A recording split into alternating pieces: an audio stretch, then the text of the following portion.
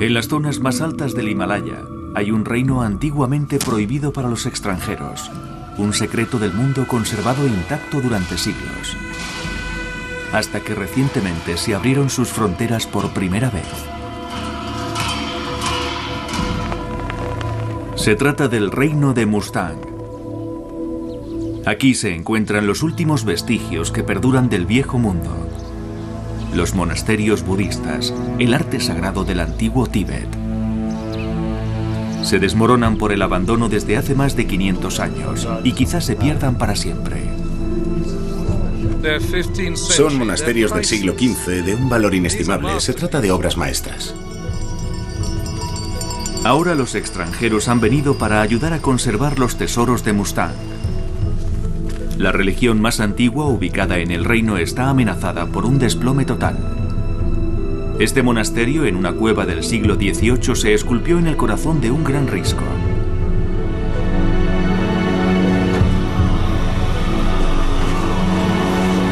La mayor parte de él se ha erosionado y ha dejado un sepulcro secreto aislado, probablemente sin posibilidad de recuperación.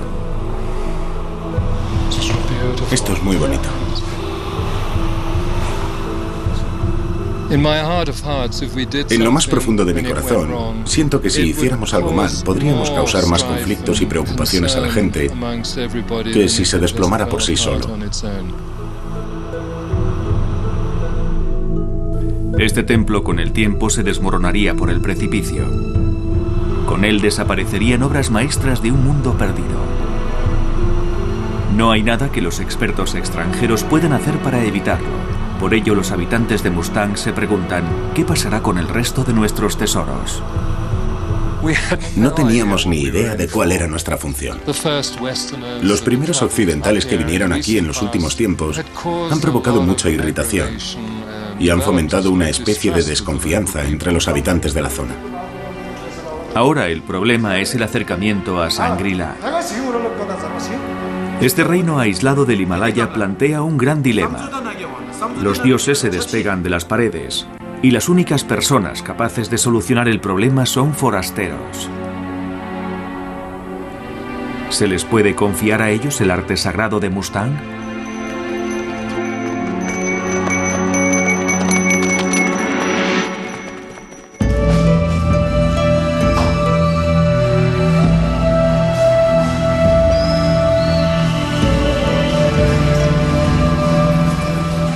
Buddha said everything is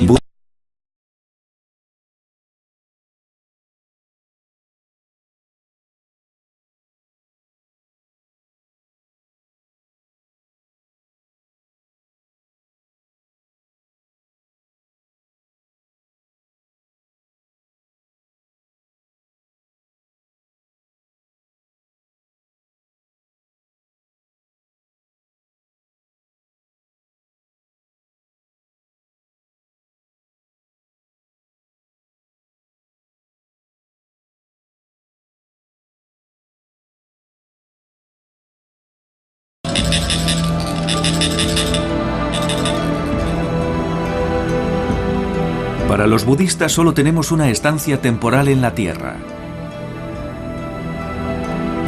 Pero de la muerte y la destrucción procede el renacimiento. En realidad, yo y la mayoría de la gente con la que trabajo aquí tenemos una sensación de no permanencia. Todo lo que nos rodea, el paisaje, el ambiente, te das perfecta cuenta de lo breve que es la vida. Realmente pienso que este es el simbolismo de Mustang. Los tesoros escondidos de los monasterios de Mustang son ejemplos trágicos de la no permanencia. Estas manifestaciones son muestras inestimables del arte sagrado que se desmorona de las paredes. Un equipo de restauradores internacionales intenta recuperarlos. El lama Guru Gyaltsen, monje tibetano, hace un viaje a la ciudad medieval de Lomantang para supervisar el trabajo de los restauradores. El lama más importante del mundo le ha enviado. Un viaje de 8 días le llevará a las zonas más altas del Himalaya, a la ciudad legendaria del arte sagrado y los templos.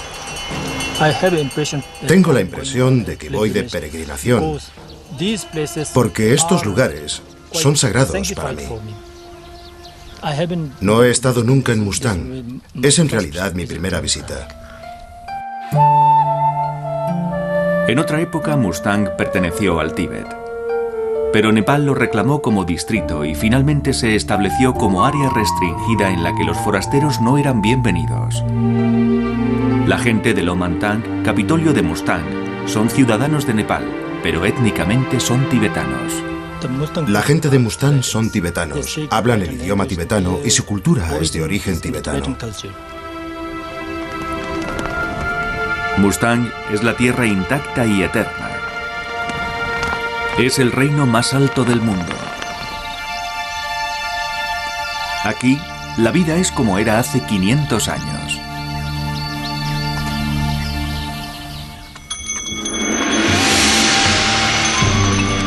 Aquí lo sagrado se mezcla con el paisaje. Las elevadas paredes de roca con las oraciones de Buda talladas en cada piedra impresionan las mentes pasajeras de los viajeros.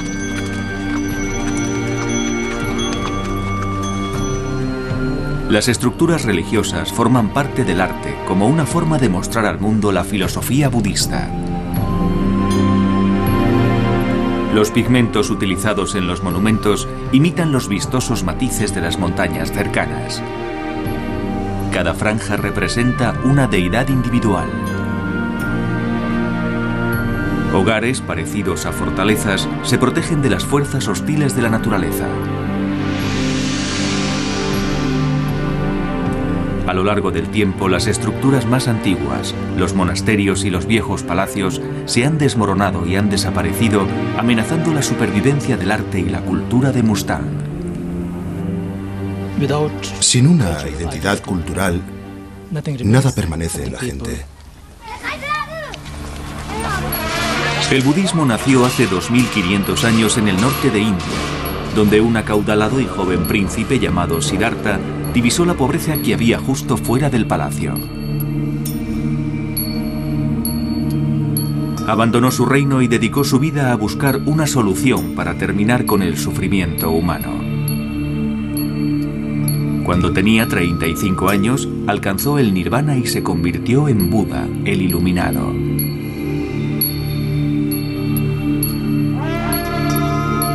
Hoy en día, la población budista de todo el mundo supera los 500 millones de personas. Durante casi 1000 años, el budismo se ha desarrollado en el Tíbet. Casi cada pueblo tenía un monasterio.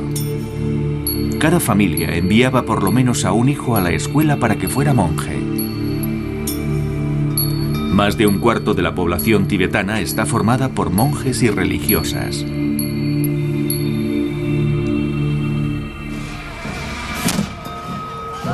En el reino de Mustang, el budismo todavía pervive, pero la población está en declive. Cada vez menos jóvenes van a la escuela monástica.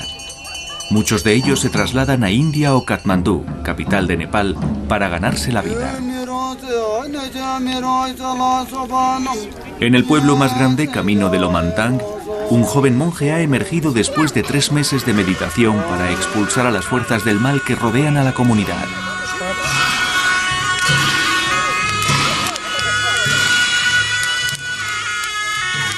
Se trata de una depuración anual y toda la ciudad se presenta.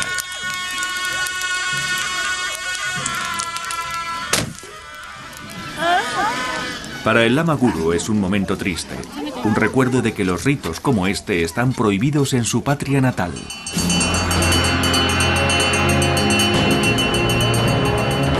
El Tíbet, tal y como lo conoció el Lama Guru, ya no existe. Él, como otros muchos, huyó de su país cuando todavía era niño. En el año 1950, China invadió el Tíbet. Toda nación arraigada en la fe budista se convirtió en una tierra mortal de todo lo sagrado. La religión se declaró ilegal. Se asesinaron a más de 1 millón de tibetanos, una sexta parte de la población. Torturaron sistemáticamente a los monjes y las religiosas. se destruyeron más de 6.000 monasterios con el arte tan valioso que contenían.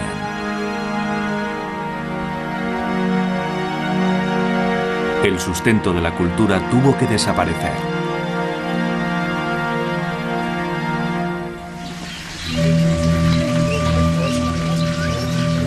Mustang es hoy en día uno de los últimos vestigios de la cultura tibetana. Y es por lo que el Lama Guru ha llegado tan lejos. Para él es un viaje al pasado. Yo tenía alrededor de 6 o 7 años cuando abandoné el Tíbet con mis padres. Como te puedes imaginar, tengo un recuerdo muy ligero de todas las cosas. Mi hermano mayor tuvo que irse a China. En aquella época recogían a muchos jóvenes para que se educaran con las costumbres chinas. Al principio iba en la espalda de mi madre. Todavía recuerdo el paso por esas montañas tan altas cubiertas de nieve, con mi hermano delante con un pico. Siempre corríamos peligro de caída. En el camino a Lomantang hay una cueva escondida donde se dice que las deidades emanan de las paredes. Los budistas vienen en peregrinación para ver si emergen en forma humana. Un anciano lama que se escapó del Tíbet es el encargado de conservar la cueva. Nos explica que aquellos que pueden ver a las deidades están muy cerca de conseguir la iluminación espiritual. La gente que tiene un gran desarrollo puede reconocer a las deidades en cualquier cosa. Y la gente que no se ha desarrollado en la práctica espiritual no puede ver nada.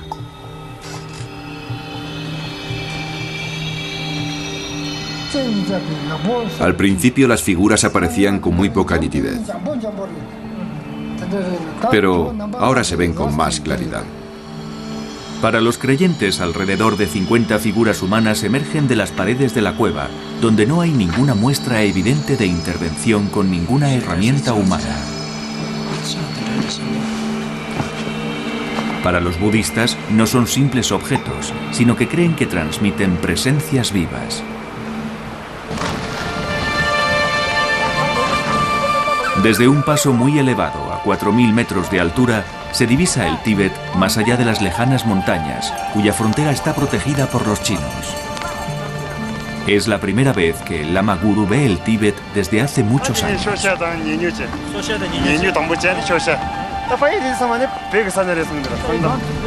Las banderas de los oradores en el cordel envían palabras de compasión a su tierra natal.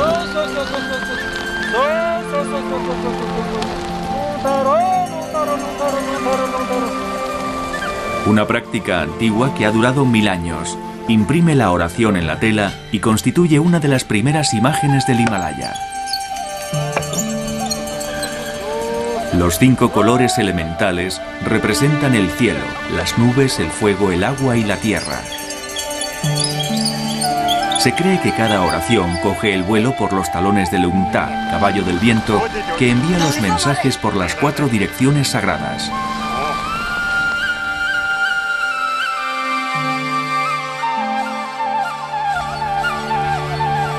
En el valle de abajo, Lomantang, la ciudad real prohibida. La joya de la corona del reino, un oasis en medio del desierto. Como en la época medieval, los 2 grandes monasterios de Lo, pintados de rojo, sobresalen entre las casas de alrededor. Durante 5 siglos, las paredes de 9 metros que rodean la ciudad han impedido el paso a los visitantes no deseados. En sus buenos tiempos, la riqueza de Lomantang era legendaria, así como su primer dirigente, un caudillo tibetano que poseía un impresionante palacio blanco que todavía alberga a su descendiente directo, el rey de Mustang. Los primeros reyes de Mustang construyeron los monasterios más grandes de la zona, Tubchen y Champa. Convocaron a los artistas más célebres del momento para que adornaran este espacio sagrado. Los reyes eran muy religiosos. Tenían mucho interés en conservar la tradición y la cultura. Esta fue la época más gloriosa de la era Mustang.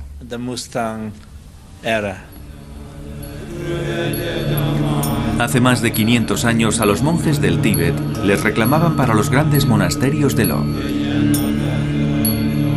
Tubchen se convirtió en un centro de educación religiosa para monjes que memorizaban libros religiosos y estudiaban lógica y filosofía. Los monasterios son la base. Digamos que son la esencia de la cultura tibetana. Allí se inician muchos trabajos sociales para educar a los niños y también para cuidar del bienestar de toda la comunidad. Esta es la fuerza vital de la cultura. Pero en la actualidad, esta fuerza vital está en vías de extinción.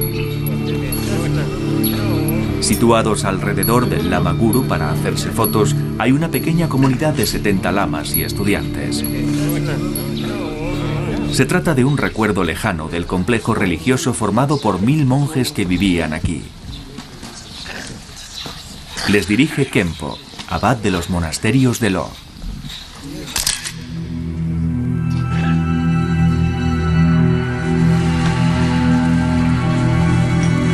El Lama Guru recibe la bendición de Khenpo para entrar en el monasterio de Tubchen por primera vez.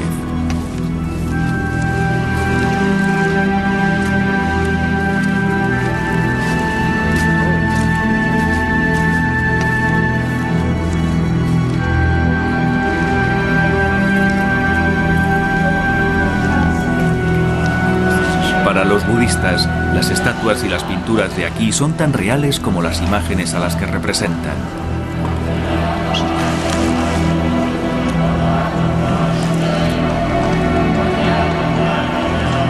Reluciente entre las ruinas está la estatua de Buda, fundador de la fe budista.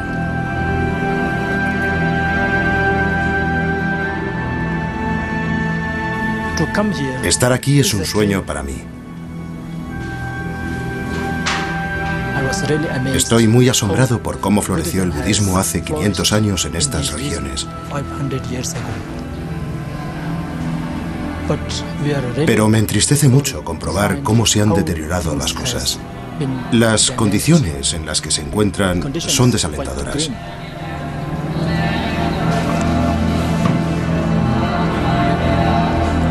«17 imágenes de Buda y sus acompañantes nos miran a través de la mugre. Para la gente son deidades vivas atrapadas tras un velo de hollín. Faltan piezas completas de dioses sobre las que se ha filtrado el agua del exterior.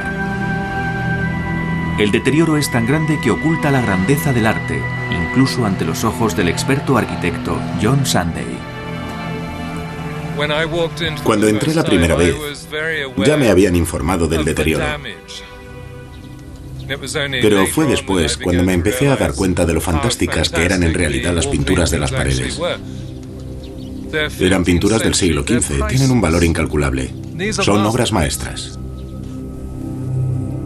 John Sunday está poniendo en práctica su experiencia y su técnica como arquitecto para salvar Tubchen y su arte. El templo es un ejemplo clásico de la arquitectura tibetana tradicional.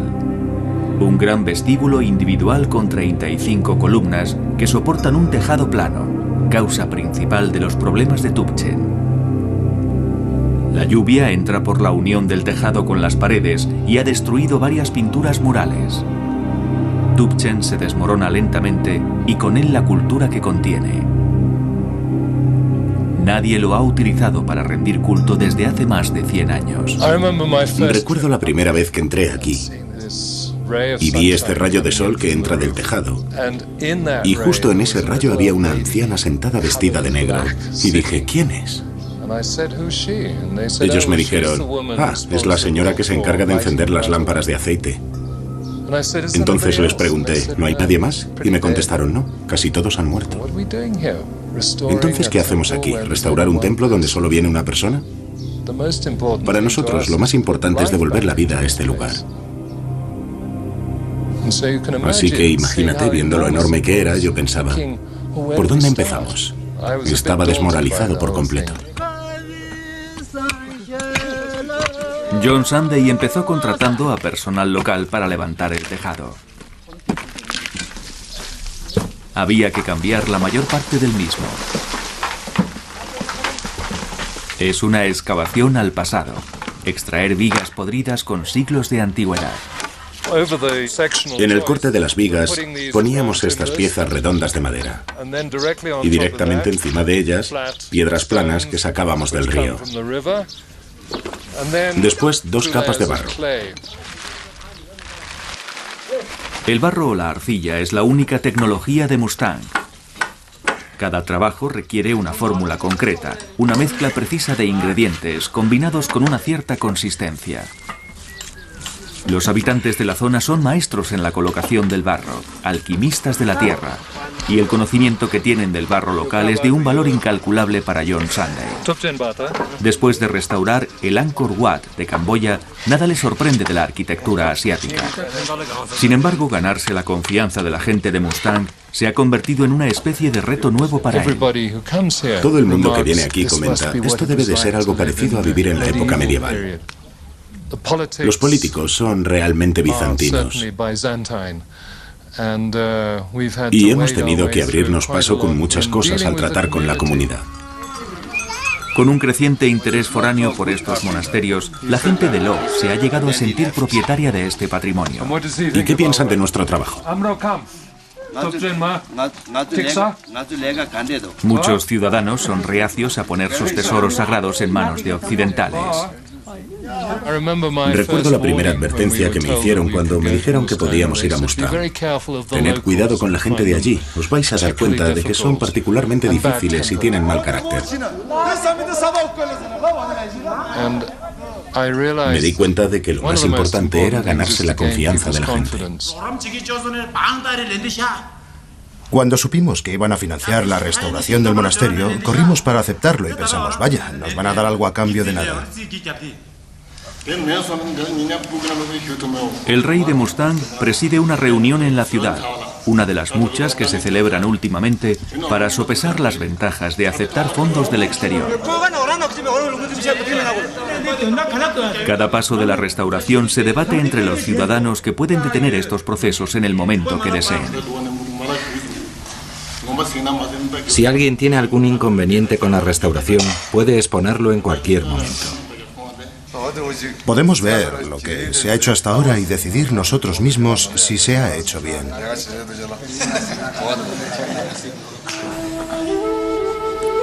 Ahora que el tejado está reparado, John tiene autorización para entrar a limpiar las deidades de Tubchen. La limpieza la llevará a cabo Rodolfo Luján, restaurador especializado en arte asiático que procede de Roma, cualificado en las mismas técnicas que se utilizaron para la restauración de la Capilla Sixtina. La Capilla Sixtina estaba cubierta de hollín, polvo, humo y distintas capas de materiales de naturaleza diversa. ¿Y qué tenemos aquí? Exactamente lo mismo. Ninguna diferencia. ¿Y qué encontramos debajo de todas estas capas de suciedad y todo lo demás? Colores. Colores brillantes. Para limpiar estos dibujos sin levantar la propia pintura, se utilizará una mezcla de disolventes cuidadosamente mezclados. Se comienza con una mezcla de alcohol etílico y bicarbonato amónico en polvo, ambos conocidos por la capacidad para disolver la grasa y la suciedad de la superficie. Con una combinación errónea, el resultado sería catastrófico. Arrancaría los pigmentos realizados con piedras semipreciosas de hace 500 años. Ahora podemos probar con un poco aquí, sobre el oro. Hicimos muchas pruebas de limpieza. Aplicamos nuestras soluciones y limpiadoras con pañuelos de papel o con algodón. Y llegamos a encontrar una forma muy segura de limpiar, utilizando un disolvente que elimina lo que está encima de la pintura, pero deja la misma intacta.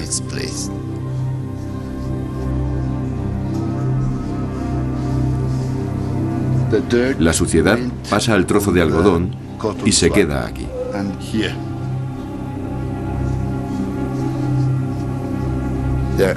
Hay algunas zonas y algunos pigmentos que necesitan un cuidado especial. Por ahí vamos con mucho cuidado. Los accidentes siempre pueden ocurrir. Es bueno recordar que puedes llevarte un poquito de pintura.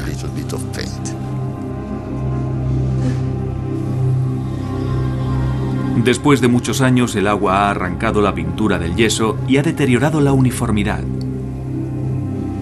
Ahora las pinturas cuelgan como cortinas, apenas pegadas a la pared. Trabajamos con un enlucido de barro para rellenar el hueco que se ha hecho entre el yeso desprendido y la pared. La inyección de un adhesivo especial ayudará a consolidar la pintura desconchada y unirá el yeso de nuevo a la pared. Es un hospital de piezas valiosas de arte. Con el mortero líquido inyectado a través de la superficie de la pintura, las cavidades se rellenan y se pegan con un empuje final. Llegar a comprender lo que conllevan estas pinturas es crítico para el restaurador. En Tübingen, el caballete, por llamarlo de algún modo, es una pared de barro que debe resistir el paso de los siglos. Estamos restaurando un edificio que se construyó con materiales perecederos. Y nos tenemos que enfrentar al problema de la restauración y conservación de los mismos. John y su equipo están restaurando un pretil con base de barro en el tejado de Tübingen. Hay muchas palabras para nombrar el barro en Lomantang: sisa, nunmato, pon y pung, pero ninguna es tan esencial como Gyan. Por todo el mundo se le conoce como adobe, y en realidad está formado por elementos locales. El gran secreto a la hora de colocar este material consiste en tenerlo con una esponjosidad suficiente para hacer una bola como esta. Esta es la consistencia perfecta. Y ellos la golpean hasta que está completamente sólida y se endurece como el cemento. Gyan es el adoquín utilizado para la construcción de todos los edificios antiguos de Mustang. Pero a lo largo del tiempo, la fuerza de la naturaleza y la negligencia se han manifestado. Las paredes del reino se están deshaciendo lentamente. Y el arte valioso del monasterio de Tübingen está impreso en estas paredes perecederas. Al trabajar con Gyan, estos obreros están recuperando una de las tecnologías olvidadas de Mustang. Esta es la primera vez que se trabaja con Gyan en Lomantang desde hace muchos años. Resulta muy interesante volver a utilizar los procedimientos antiguos otra vez.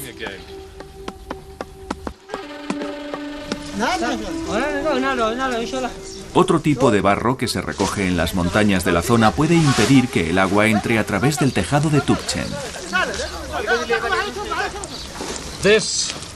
Este tipo de barro en particular contiene sal y nuestra intención es extenderlo por el tejado para que éste se empape la próxima vez que llueva.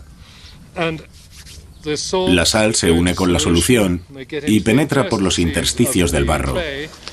Se hincha y proporciona una membrana al tejado que es en realidad resistente al agua.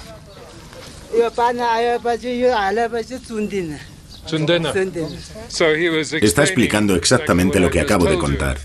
En realidad no hay filtraciones, es lo que ha dicho, y espero que así sea. Puede parecer que son una pandilla de niños jugando con el barro, pero en realidad estos tipos son grandes especialistas en el levantamiento de estos tejados. A lo largo de los siglos, con cada nueva gotera se ha ido filtrando más suciedad a través del tejado de Tübingen. Se han acumulado más de 200 toneladas de barro. Esta enorme masa ejerce presión sobre las columnas interiores y las vigas de la cubierta. Como consecuencia, toda la estructura se ha desplazado, debilitando las vigas de madera y provocando grietas en las paredes y en las pinturas. Es importante recordar que esta estructura soporta un peso enorme. Tenemos muchas toneladas de barro y, por lo tanto, hay que utilizar unas vigas muy fuertes. Cada viga forma parte de un rompecabezas muy elaborado. Para entender la complejidad del diseño, Sunday encargó un modelo y descubrió que se combinaban muchas piezas de madera para proporcionar fuerza a una única estructura sólida.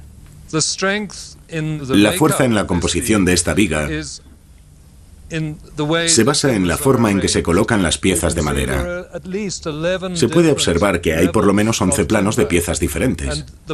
El objetivo de esto es crear una entidad estructural que reparta el peso del punto de carga de cada viga. Tenemos que recordar que Tübingen representa una de las estructuras más grandes de este tipo de toda la meseta tibetana. Y no se encuentran este tipo de vigas con estas características y estas proporciones en ningún otro lugar. La estructura de vigas de Tubchen fue una innovación del maestro de los conocedores del bosque.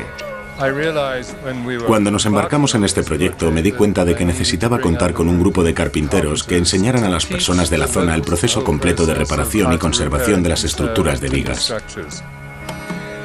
Los carpinteros procedían de la cultura que posiblemente construyó los grandes monasterios de Mustang. Nos referimos a los Newars del valle de Katmandú, conocidos en todo el Himalaya por su técnica artística. Hoy en día la tradición ha permanecido en el trabajo de los Newars, así como en el trabajo de Sateman, uno de los mejores carpinteros del equipo de John. Tenemos mucha suerte de que Sateman también conozca las técnicas del escultor. Él está trabajando en uno de los grandes leones de nieve. Debía haber 30 o 40 leones para restaurar y conservar. Es muy agradable sentir que hemos vuelto a utilizar las técnicas de los Newars en Mustang, ya que tienen una gran reputación en la zona. Los Newars siguen asentados en Katmandú, pero en el siglo XV eran artistas itinerantes ampliamente reclamados por su técnica. Además son unos escultores fantásticos, tanto con la piedra como con el metal. En el Tíbet en particular, encontramos esta riqueza cultural budista con mucha frecuencia, lo que realizó la función de un imán con los Newars porque los lamas del Tíbet preferían trabajar con ellos.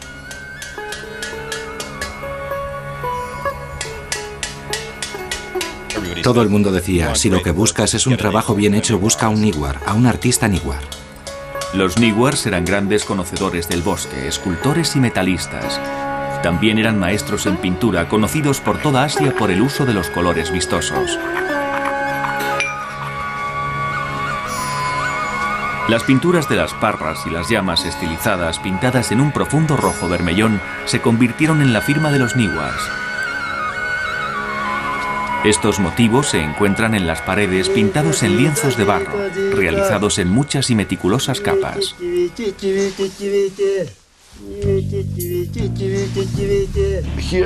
Aquí nos encontramos con una técnica muy desarrollada de utilizar el barro.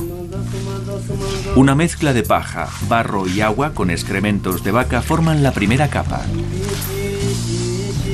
La paja hace la función de capa aislante y separa las pinturas de la pared original. Los excrementos de vaca ayudan a pegar la mezcla de paja a la pared. Arriba del todo nos encontramos con una especie de grava, una gravilla muy fina. La grava hace las veces de cojín para las pinturas separándolas de la paja. Y por supuesto, de nuevo una capa de excrementos de vaca. La técnica de pegar la grava con excrementos es una especie de método que se extiende y después se arroja. Encima de esta capa sin refinar, nos encontramos con otras capas más finas realizadas con el barro de la zona. La uniformidad de la superficie se consigue extendiendo 3 capas de barro cada vez más finas. Finalmente, encima de esta capa tan pulida, tenemos una capa muy fina que se llama sha, realizada con un barro blanco muy fino que probablemente se mezclaba con un pegamento animal y después se pulía. La técnica se conoce como seco o pared seca. Este método fue vital para Miguel Ángel para pintar el fresco de la Capilla Sixtina, un método similar pero con yeso húmedo. Asimismo lo utilizó Leonardo da Vinci para pintar La Última Cena en seco.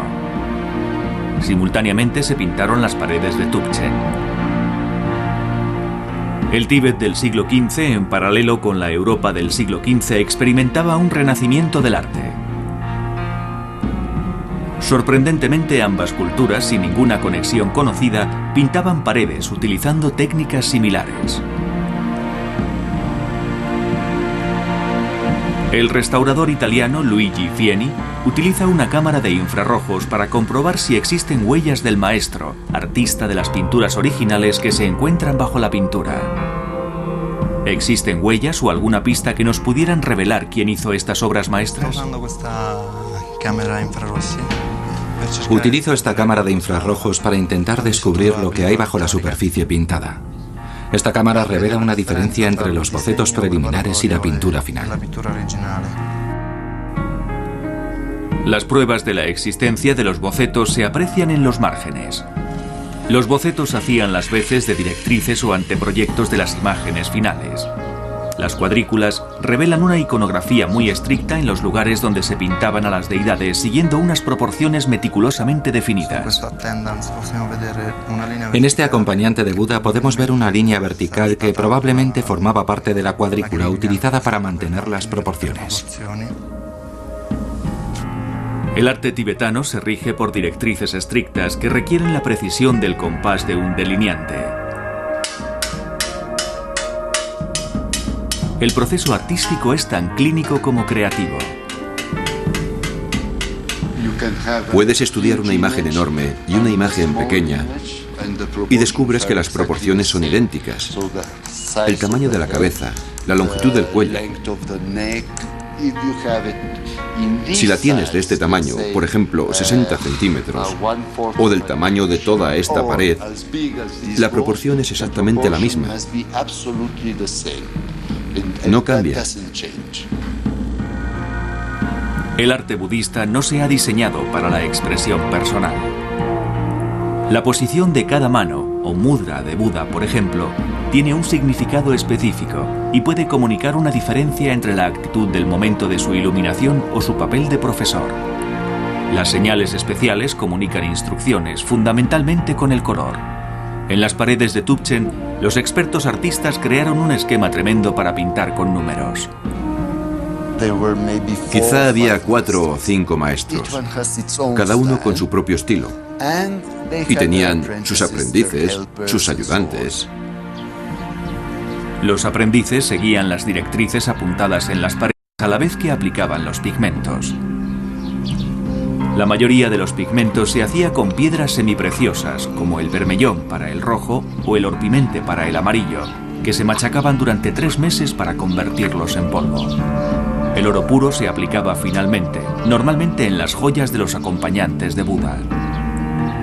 Pero hay una omisión manifiesta. Las pinturas no tienen la firma del autor. Para los budistas la importancia está en el tema y no en el artista que lo realiza. El equipo encargado de la limpieza de estos enormes murales se ha esforzado durante muchos años. John y Rodolfo esperan que los ciudadanos aprueben su trabajo.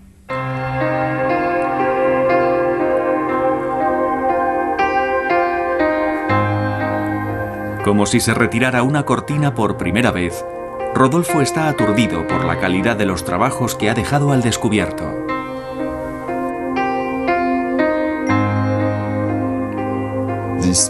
Estas pinturas del siglo XV son unas imágenes preciosas. La técnica era perfecta. La calidad de los pigmentos. La propia ejecución de las pinturas es extremadamente refinada. Yo diría que son excepcionales. Son lo mejor de la pintura. La calidad con la que nos encontramos aquí, en Tubchen, la podemos ver también en el periodo del Renacimiento italiano.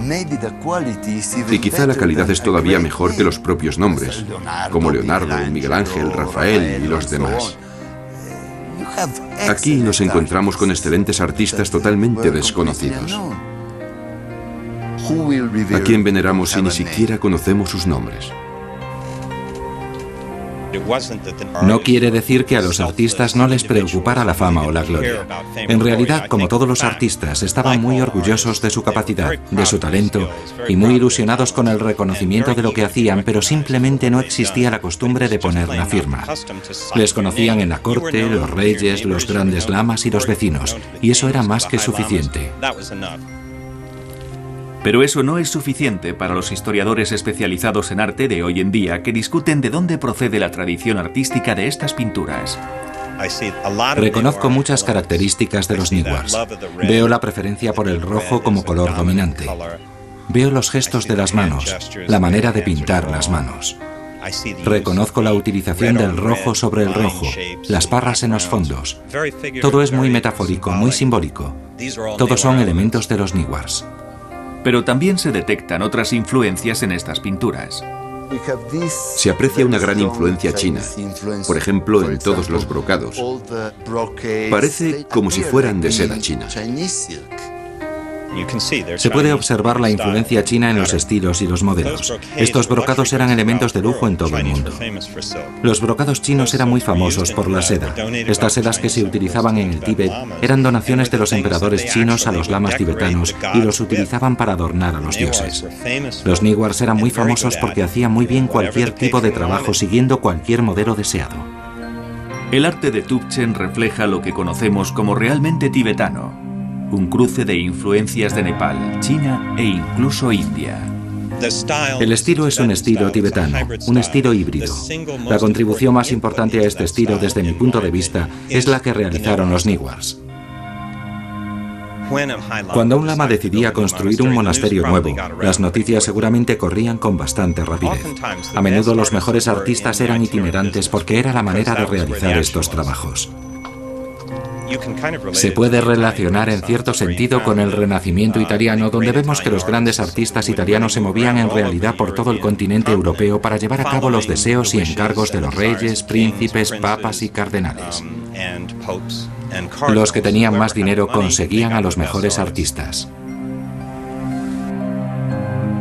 Las imágenes de Tubchen constituyen un documento histórico sobre la vida de Buda.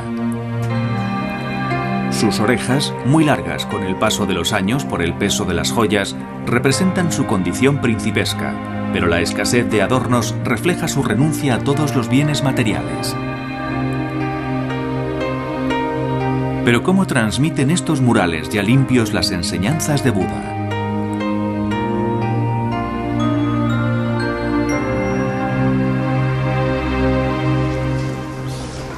El rey de Mustang ha venido para comprobar los resultados de la limpieza. Rodolfo y John esperan que con esta aprobación puedan continuar su trabajo en otros monasterios de Mustang que se están desmoronando. Las pinturas de las deidades están estupendas, ¿verdad?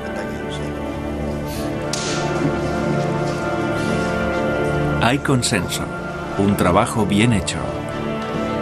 Pero hay algo que no está bien del todo. ¿Pueden pintar también esta grieta? Sí. Estaría mejor si solucionan eso.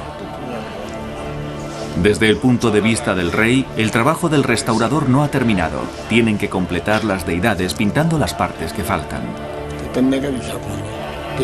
Deberían intentar pintar las partes que faltan tal y como estaban antes. Necesitamos la colaboración de los expertos para que nos ayuden a restaurar el arte tal y como estaba en el pasado. Entonces el trabajo estará bien terminado. Pero si con la restauración no se completan las pinturas, entonces habrá provocado más perjuicios que beneficios. Tenemos que rendir culto a lo que hay. El arte del interior de Tubchen está lleno de grietas y faltan muchas piezas. Para la gente de Lo, estas imperfecciones pintarrajean a los dioses en vida. En algunos lugares, cortan literalmente a los dioses en dos partes. Aquí tenemos que reconstruir enormes zonas de las pinturas. En Europa, lo dejaríamos tal y como lo encontramos, en un estado, digamos, muy arqueológico. Pero este no es el concepto que tienen aquí. Necesitan que completemos la imagen. El rey Khenpo le ha pedido al Lama Guru que valore la situación.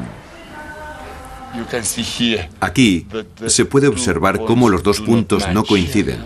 Es una grieta muy pequeña. Y en este caso, me planteaba dejarla tal y como está. Es muy clara, por lo que se puede oscurecer. Oscurecer un poco de tal forma que el ojo no aprecie la propia grieta. Sí, porque si no parecería una pequeña cicatriz. Exacto. El Lama Guru ve las grietas como si fueran cicatrices que deforman a las deidades. Estas piezas artísticas tienen un significado concreto. No se restauran simplemente por el bien del arte. Por eso, en estos trabajos uno tiene que pensar en el punto de vista de las personas de la zona. La restauración, en este sentido, significa solucionar cualquier cosa que esté estropeada y hay que repararla completamente. Esto es muy importante desde el punto de vista del budismo tibetano. Es una manera diferente de entender el arte. El arte no es lo que nosotros entendemos por arte, sino parte de la vida cotidiana de la zona. No se pretende conservarlo y colocarlo en una urna de cristal, sino que viven en contacto con él. Aunque entiendan el punto de vista de los anfitriones budistas, los restauradores creen que su función es conservar lo que existe y no interpretar lo que falta. Rodolfo completará las pinturas de algunas zonas, pero utilizará suaves sombreados con rayas para diferenciar su trabajo del original. La restauración con acuarela se puede quitar en cualquier momento que se desee. Y el resultado final, a simple vista, incorpora las acuarelas a la pintura como si de lo mismo se tratara. Pero allí donde los huecos son enormes, Tubchen debería quedarse sin restauración. Aquí se puede apreciar que hemos puesto este yeso blanco y después hemos pintado lo que faltaba. De esta forma, completamos una imagen sin hacer ninguna interpretación, únicamente rellenando una línea roja. Ese es el compromiso que tenemos entre la cultura oriental y la occidental. De esta forma, creo que podemos llegar a un buen acuerdo a la hora de unir y respetar ambos puntos de vista. Pero la gente quiere ver las pinturas completas, y para que así sea, buscarán a alguien que lo haga. Cuando observas los murales incompletos y deteriorados, sentimos que falta algo. Hay muchos casos en la historia de los monasterios, el arte y los ídolos budistas en los que se aprecia este deterioro. Pero siempre hay alguien que toma la iniciativa de restaurarlos. Si quieren contratar a un buen pintor, yo les aconsejaría que fuera un pintor muy bueno, un gran maestro, porque igualar la forma en que está pintado el original, desde mi punto de vista, es imposible. En primer lugar, sería muy costoso. En segundo lugar, la calidad de la pintura y el sentido de este tipo de arte, según mi criterio, pertenece a un periodo diferente en el tiempo. Yo no sé, si quieren hacerlo con pinturas comerciales, pinturas acrílicas, eso depende de ellos. Si los restauradores y la gente de Mustang no llegan a un acuerdo, el resto de los monasterios del reino se podría perder durante la discusión filosófica. John quiere empezar a trabajar en Champa, el monasterio más antiguo de Lomantang, pero primero tiene que tener permiso de la comunidad. Los ciudadanos se reúnen para tomar una decisión final. As a result of the last meeting that we held in Champa, we have completed all the requests. Tenemos que tener en cuenta que nosotros aquí somos visitantes. No nos corresponde imponer nuestro criterio a la comunidad local. Quizá podemos orientarles, podemos aconsejarles, pero son ellos los que tienen que tomar una decisión final. Yo creo que al final nuestra influencia y nuestra pasión por estas pinturas triunfarán. Pero de momento a John solo le han consentido un acceso limitado a Champa. Solamente puede retocar las pinturas deterioradas de las paredes.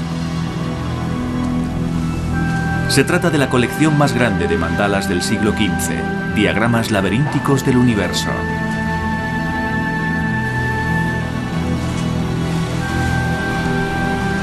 Son muy frágiles.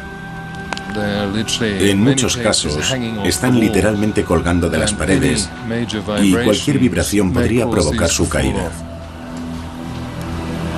Las vibraciones se pueden llegar a convertir en un grave problema para los monasterios de Tubchen y Champa, ya que el reino se encuentra al borde de la transformación. La cultura del caballo, único medio de transporte durante siglos, está a punto de modificarse. Ya se está construyendo una carretera, la primera carretera de Mustang, que pronto pasará por el mismo loft. Si todo se desarrolla como está previsto, los camiones circularán peligrosamente muy cerca de los monasterios y pueden provocar el derrumbamiento de los mismos con la misma intensidad que una serie de terremotos pequeños. El efecto directo es que se puede comenzar desmoronando parte de las estructuras históricas. Y después de un tiempo determinado, se hará una zona urbanizada que finalmente sacudirá literalmente la estructura hasta el punto del derrumbamiento. Evidentemente estas zonas necesitan carreteras, pero se trata de decidir bien dónde se construye esa carretera. Si hay muchos vehículos, la cultura del caballo desaparecerá. Las cosas cambian año tras año. En la actualidad nuestra cultura sigue anclada en el pasado. Y hasta que yo muera, tengo esperanza de que continúe así. En Tubchen, el monasterio restaurado, se aprecian señales de que la cultura del pasado está experimentando un resurgimiento. 3 empresarios tibetanos con permiso para cruzar la frontera han venido en peregrinación a ver el lugar sagrado. En la zona donde vivo, solo hay un monasterio con 5 monjes. Los chinos destruyeron todos los demás durante la revolución. Por primera vez en el último siglo, la comunidad se reúne para rendir culto aquí. Desde que el Tíbet perdió su independencia y por culpa de las restricciones que todavía hoy existen, como monje me siento muy agradecido de poder estar aquí y dar una charla en este monasterio tan preciado. La vida ha vuelto a Tubchen y para celebrar este acontecimiento se encienden 10.000 lámparas de aceite. Las antiguas lámparas brillan alumbrando el cambio. Todo el concepto de budismo gira en torno a la no permanencia de las cosas. Por lo tanto, tenemos que asumir que nuestro trabajo tampoco es permanente. El futuro de este reino escondido es incierto. Pero según el pensamiento budista, todo está en el proceso de la desaparición, pero también en el de regreso.